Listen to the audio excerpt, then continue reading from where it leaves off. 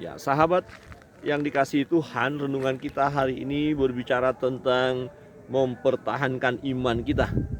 Ya, Sadrak, Mesak, dan Abednego adalah satu contoh yang sangat-sangat relevan ya sampai sekarang. Ya, walaupun faktanya banyak orang tidak lagi mampu mempertahankan iman karena ada godaan ya, karena ada tawaran-tawaran menarik secara dunia. Kalau kita melihat bagaimana Sadrak, Mesak, dan Abednego dengan posisi yang sudah hebat ya di Babel, diberikan jabatan yang tinggi oleh Raja Nebukadnezar. Tetapi ketika raja membuat patung untuk disembah dan Sadrak, Mesak, Abednego tidak mau menyembah patung itu, mereka hanya mau menyembah Allah yang hidup.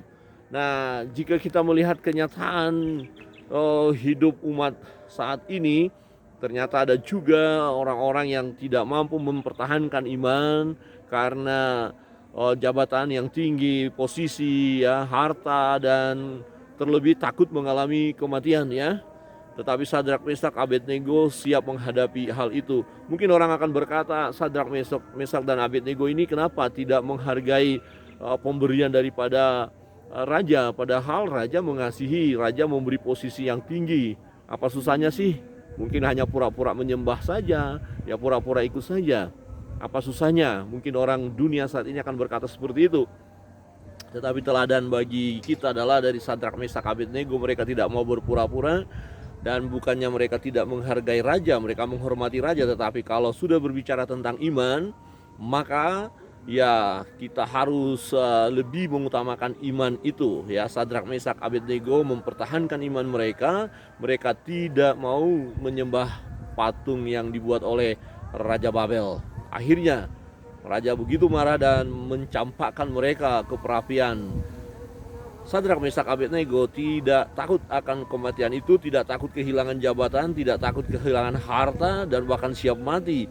Tetapi ketika mereka mempertahankan iman mereka, ternyata mujizat terjadi. Sesuatu yang luar biasa Tuhan kerjakan di dalam kehidupan orang yang beriman ini. Dan mereka tidak terbakar sedikit pun. Dan ternyata ini membuat Raja Babel kagum ya, luar biasa, dan akhirnya mengakui Allahnya Sadrak, Mesak, dan Abednego.